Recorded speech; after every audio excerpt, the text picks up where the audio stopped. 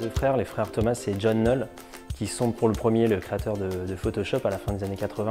Et le deuxième, c'est son frère qui l'a poussé à en faire un logiciel de retouche photo.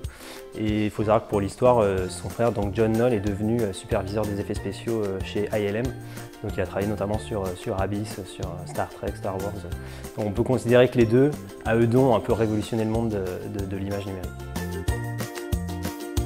Color Like No Other de Sony pour la pub à l'époque en 2008 de leurs écrans Bravia, qui était une pub pleine de couleurs, et je trouvais le fait de dire la couleur comme personne d'autre hyper pertinent et à la fois percutant et intéressant. C'est un groupe français que j'écoute depuis quelques semaines, que j'ai découvert assez tard, qui s'appelle French 79, qui fait un genre d'électro un petit peu house, hyper rafraîchissant et qui moi en tout cas me motive quand je travaille au quotidien avec ça dans les oreilles.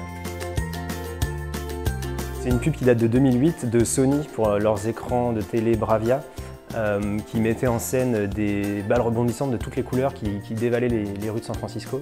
Et paradoxalement, c'est une pub qui m'a donné envie de faire de la 3D, paradoxalement parce qu'elle a été tournée en live action, mais qui, de par son mouvement, sa couleur, ces petites balles qui sautent dans tous les sens, vraiment a titillé en moi l'envie d'essayer de le faire en 3D.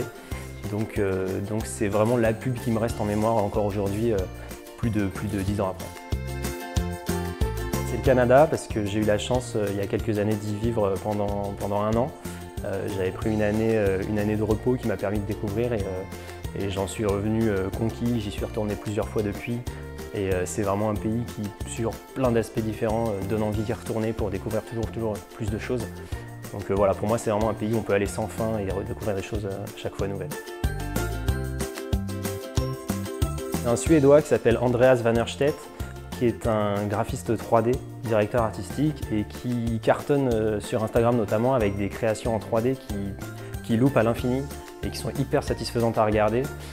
Pour moi, c'est vraiment une source d'inspiration parce que par ailleurs, j'essaye d'en faire moi personnellement aussi et c'est vrai que regarder ce compte-là en particulier, c'est une source inépuisable d'inspiration. C'est la marque Old Spice qui utilise l'acteur américain Terry Crews pour faire des pubs qui sont complètement déjantées et qui assument vraiment pleinement le côté un peu what the fuck. Et j'adore le fait qu'ils assument ça et qu'ils en jouent à chaque fois avec des pubs plus drôles les unes que les autres. Donc c'est vraiment le genre de publicité que je regarde avec plaisir.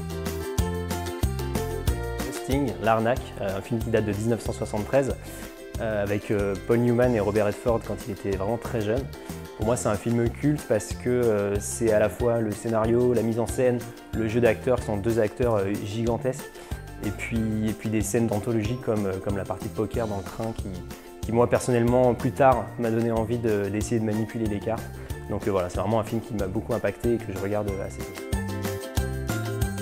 Ce serait avec un jeune directeur artistique anglais qui s'appelle Peter Tarka, qui est spécialiste lui aussi de la 3D et qui fait des scènes qui diffusent pas mal sur les réseaux sociaux, qui sont vraiment pleines d'imagination, avec énormément de détails, une qualité de rendu vraiment exceptionnelle. Et aujourd'hui, il fait partie de ces jeunes directeurs artistiques à suivre dans le milieu de la 3D parce qu'il travaille déjà avec des très grosses marques et il fait des collaborations vraiment hyper intéressantes à regarder. Rien à voir, j'aurais bien aimé être magicien dans la vie.